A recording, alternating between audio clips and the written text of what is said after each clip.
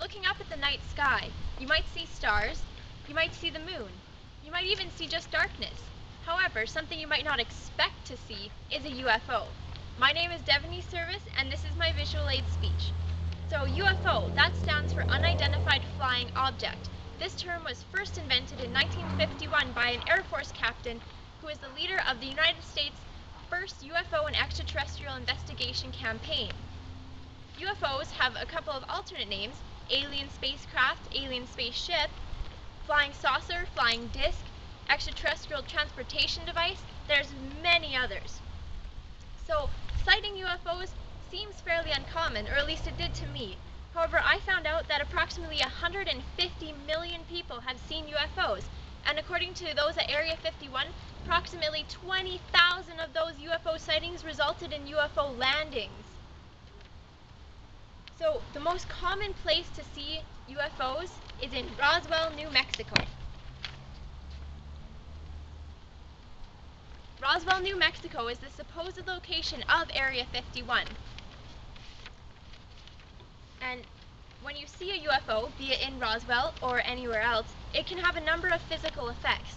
These physical effects include, but are not limited to, skin and eye irritation, headaches, having a metallic sense or smell, or taste in your mouth, bright lights around you, blurred vision, or even temporary paralysis. However, temporary paralysis is more often associated with alien abductions, which we'll talk about later. So UFO parts have been recovered from places like Mexico and Brazil.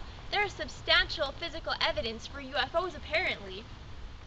Aliens have also been seen around these UFOs in these landing sites, and evidence of aliens and these landing sites is included in things like crop circles. So back to Area 51. Area 51 in Roswell, New Mexico is considered one of the biggest government cover-ups.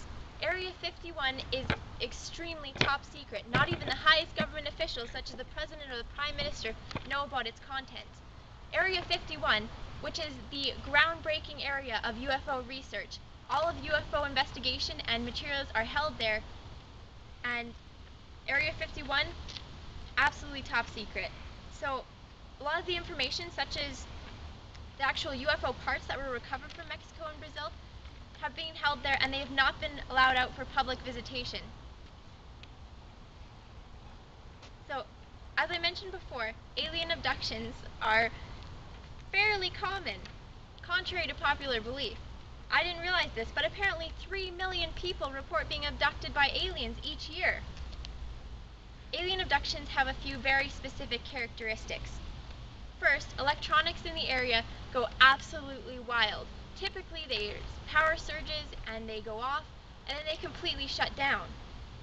Following that, the abductee will experience temporary paralysis, which is also one of the things associated with UFO sightings. So following the temporary paralysis, it's usually the visualization of a bright light. Then the person is beamed up and held in a small room, usually in the spacecraft, or what is thought to be in the spacecraft. They're then having all of their orifices probed and bodily fluids extracted. Typically, as reported by many of those who said they have been abducted by UFOs, they've been implanted with some sort of tracking device, or what they believe to be tracking devices. These devices are typically implanted in the nose, sinuses, forehead, hands, or feet. These devices have actually been recovered. They're held at Area 51 and are currently being investigated. So far, people have discovered that they are either triangular or round, but scientists have yet to be able to open them. So we're not sure exactly what they are. But I think it's really interesting that actual devices have been recovered from people who say they were abducted by aliens. That's crazy. So, alien abductions also include a slightly scary component, if the rest wasn't scary enough already. The aliens, who apparently have mirrored eyes and gray skin, can communicate with each other and their abductees telepathically. And when they do this, it's usually in an alien language. Aliens are typically thought or described to be like humans, or humanoid beings. They have some characteristics of people and some things that are very different. Aliens are believed, because of their telepathic abilities, to be able to read minds. However, a craze in the 1960s, wearing metal on your head, prevented the aliens, or supposedly prevented the aliens, from reading your mind. So hopefully, we're a bit protected tonight from alien abductions. So following abductions, some people experience what is an actual medical condition called post-abduction syndrome. Post-abduction syndrome includes headaches, dizziness, blurred vision, intense nosebleeds, and an extreme fear of aliens or alien abductions.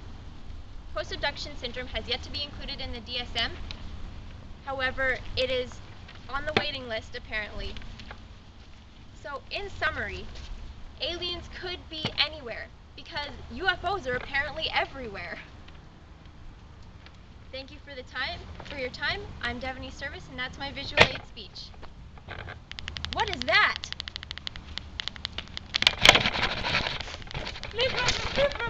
What's going on?